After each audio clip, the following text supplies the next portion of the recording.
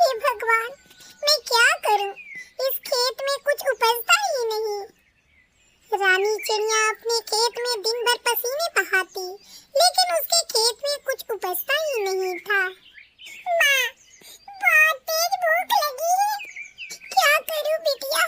खेत में कुछ उपजता नहीं, कोई मुझे काम भी नहीं देता। मैं करूं तो क्या करूं? माँ, तुम मत रो, मैं और पिंकी पानी पीकर पेट भर लेंगे।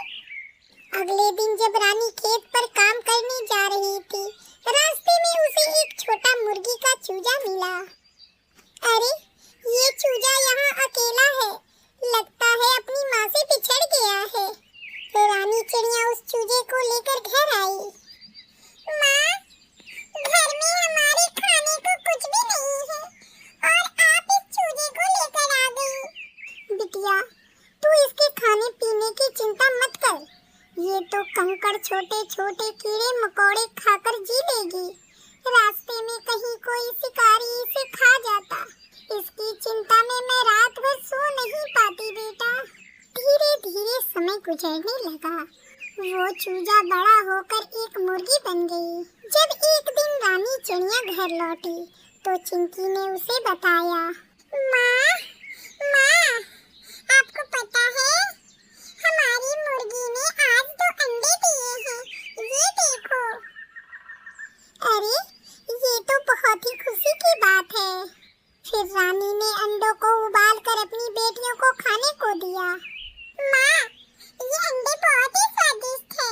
माँ, आप अपने खेत में अंडे की खेती कर लो ना, फिर मैं ढेर सारे अंडे खाऊंगी। धत पगली, ये तो क्या कह रही है? ऐसा नहीं होता, खेत में फसल उगते हैं, अंडे नहीं। अगले दिन मुर्गी ने फिर से अंडे दिए। आज उसने 6 अंडे दिए थे। चिंकी ने 4 अंडे छुपा कर रख दिए। दीदी, आपने ये अंडे क्यों छुपाए? पिंकी, मैं अंडे की खेती करूंगी, तुम माँ को इस बारे में कुछ मत बताना। माँ जब खेत से वापस घर आ जाएगी तो मैं खेत में जाकर अंडे को बो दूंगी। सोच, अगर हमारे खेत में अंडे उगने लगे तो कितना अच्छा होगा। हम रोज रोज जी भरकर अंडे खाएंगे और बचे हुए अंडे को बेच देंगे। दीदी, मैं माँ को कुछ नहीं बताऊंगी। शाम को जब रानी घर वापस आई तो चुपके से चिंकी पिंकी खेत पर पहुंच गई और अंडों को अपने खेत में दबा दिया। पिंकी, जल्दी घर चल, माँ हमें ढूंढते हुए कहीं यहाँ ना आ जाए। भगवान जी, हमारे खेत में अंडे उगा देना भगवान जी। फिर वो दोनों घर लौट आई। उसी समय आकाश मार्ग से एक परी गुजर रही थी।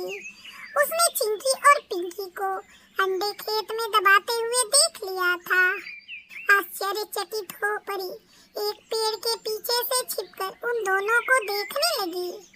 उसने उन दोनों की सारी बातें भी सुन ली। अरे, तुम दोनों कहाँ थी? कब से मैं तुम दोनों को ढूंढ रही हूँ।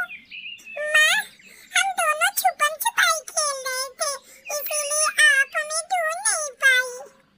अगले दिन जब रानी खेत पर जाने लगी तो चिंकी और पिंकी भी उसके साथ खेत पर जाने की जिद करने लगी।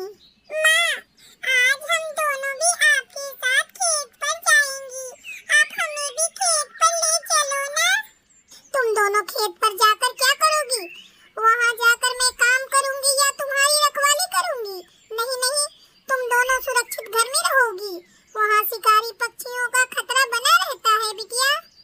लेकिन दोनों तो जिद पर अड़ी थी। रानी को अपने साथ उन्हें खेत पर लाना पड़ा, लेकिन खेत का नजारा देखकर रानी हैरान थी। पूरा खेत सफेद अंडों से भरा हुआ था। अरे, ये कैसा चमत्कार है! चिंकी और पिंकी को भी अपनी आंखों पर विश्वास नहीं हो रहा था। आपको बहुत बहुत धन्यवाद भगवान जी, आपने हमारी प्रार्थना सुन ली। प्रार्थना? कैसी प्रार्थना? फिर चिंकी और पिंकी ने सारी बात अपनी माँ को बता दी। उनकी बातें सुनकर रानी चिड़िया दंग रह गई। तभी वहाँ परी भी प्रकट हो गई। रानी, जब तुम्हारी बेटियाँ खेत में अंडे मिट्टी में दबा रही थी, मैं यहाँ से उसी समय गुजर रही थी।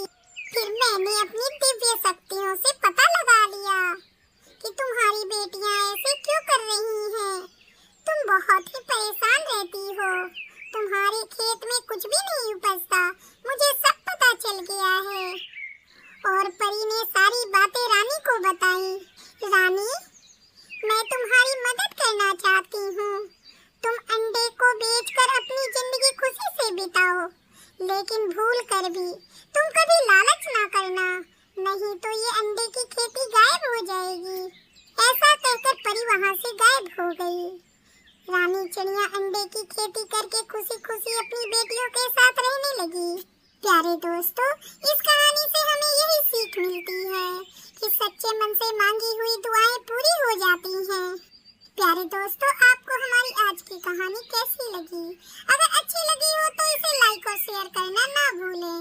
अगर आप हमारे चैनल पर नए हैं तो हमारे चैनल को जरूर से जरूर सब्सक्राइब करें।